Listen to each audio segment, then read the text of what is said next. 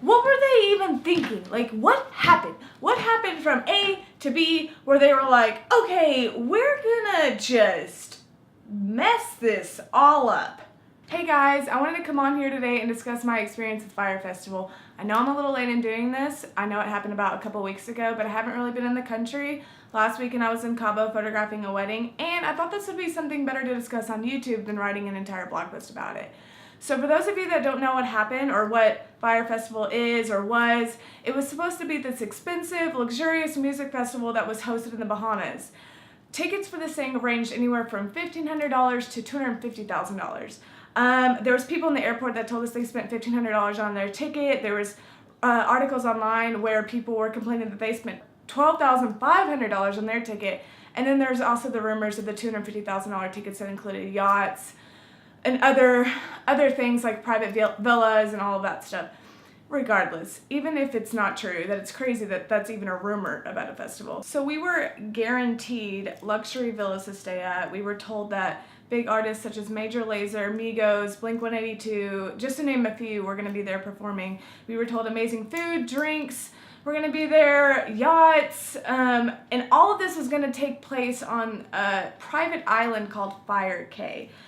The other event details that they promised were there was going to be buried treasure hunts, yacht parties, and each person was going to get a concierge package that was valued at least or over $50,000, and each person was going to get one of these things.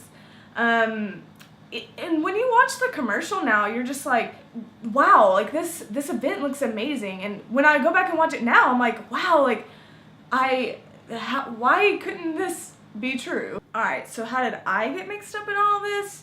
Well, a few months ago, my best friend Lacey Rogers calls me and tells me about a music festival in the Bahamas that she's being flown out to, where they offered to pay for her and her two friends to come with her.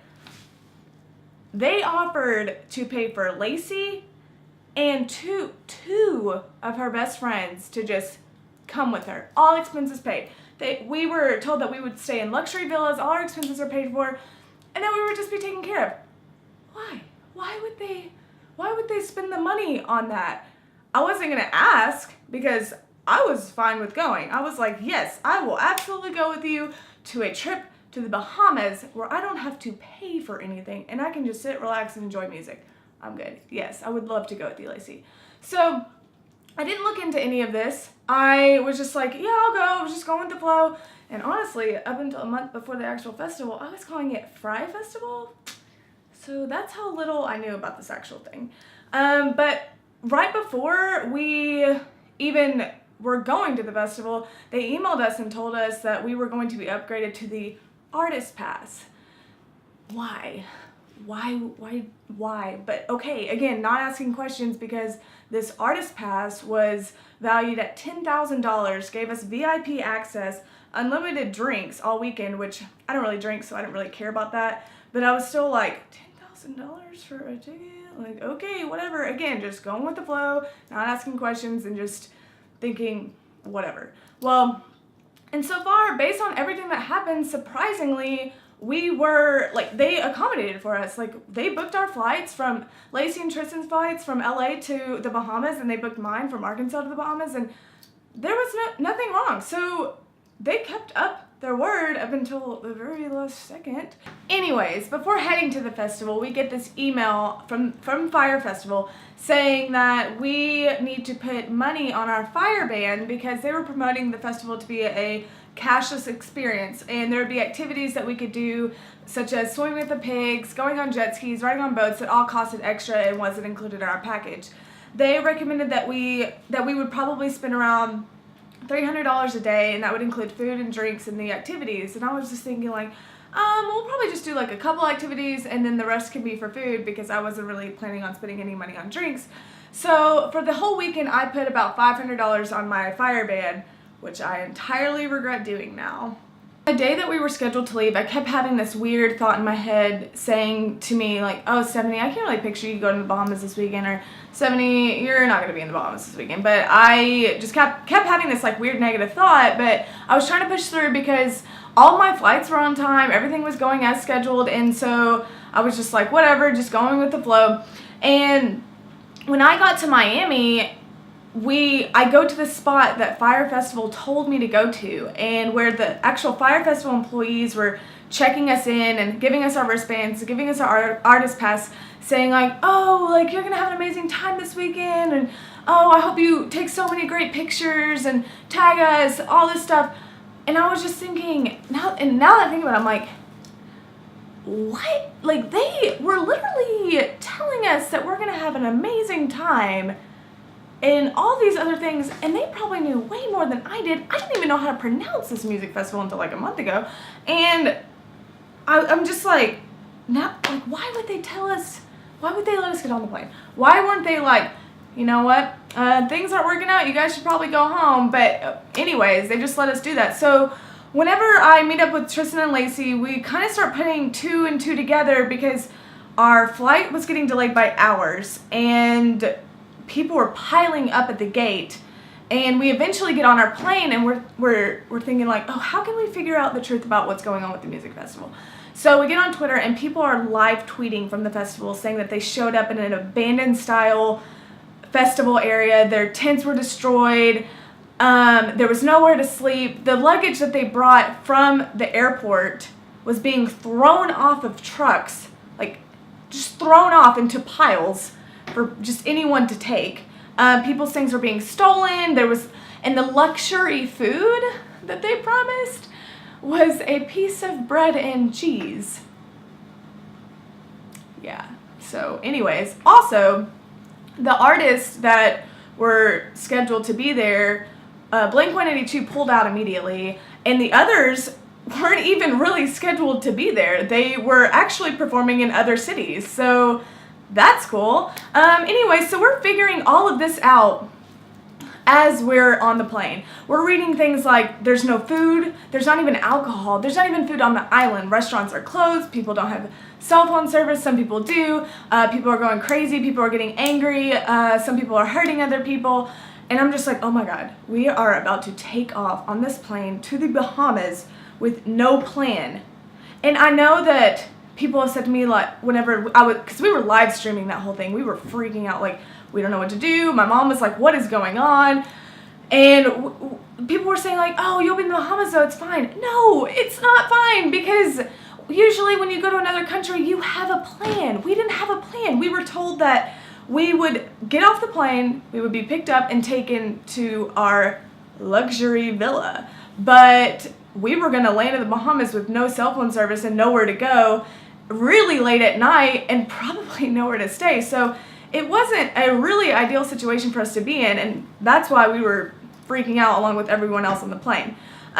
Luckily though, right before we were about to take off, the pilot stopped the plane, came to us and said that the actual Bahamas government was no longer allowing any more planes to enter the country because of Fyre Festival and all of the insanity that was happening down there.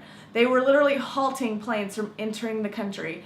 So we were instead told to get off the plane so the plane we were on could go and rescue the people on the island. Rescue the people on the island. Like, what is happening? So we get off. We end up being stranded in Miami, which I'm totally okay with. Or I was totally okay with. I was with Tristan and Lacey. We got to hang out. We did cool photo shoots. We explored Miami. We had an awesome time. But I felt terrible for the people that were over there because we kept reading all these horror stories and how people were just like nowhere to go, stranded completely. And I know that initially it is funny. I mean, the memes were funny.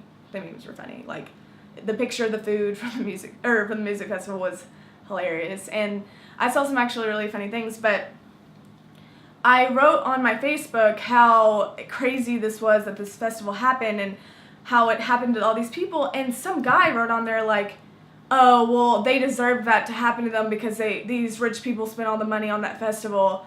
And I was like, that doesn't make any sense.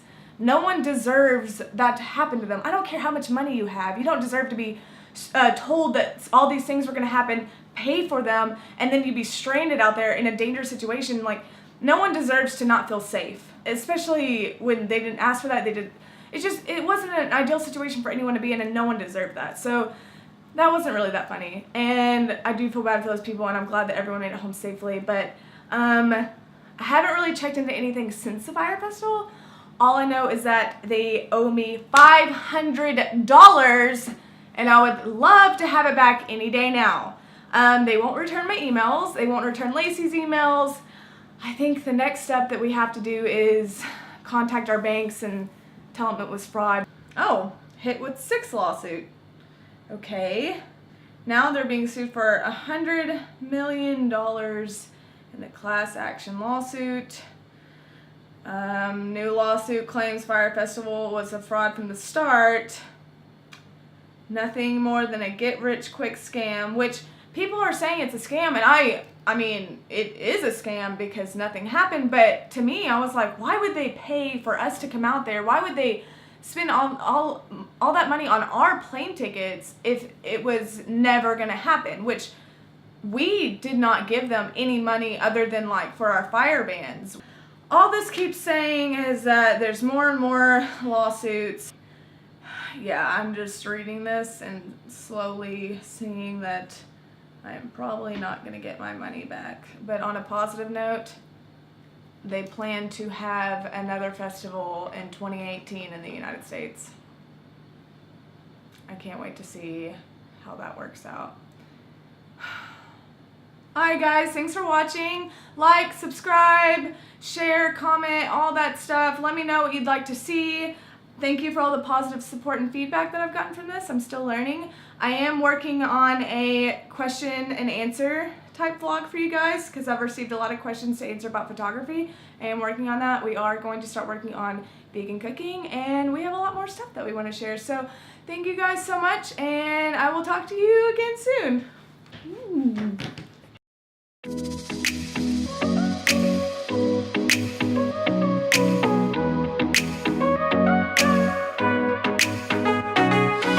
Talking about this stresses me out because I'm just thinking it like, I don't understand. And why was Ja Rule involved in any of this? I didn't even know that. If someone would have told me that, I would have been like, alright, I don't know if I should go. I didn't know about that until later. I haven't heard about anything he's done in a while.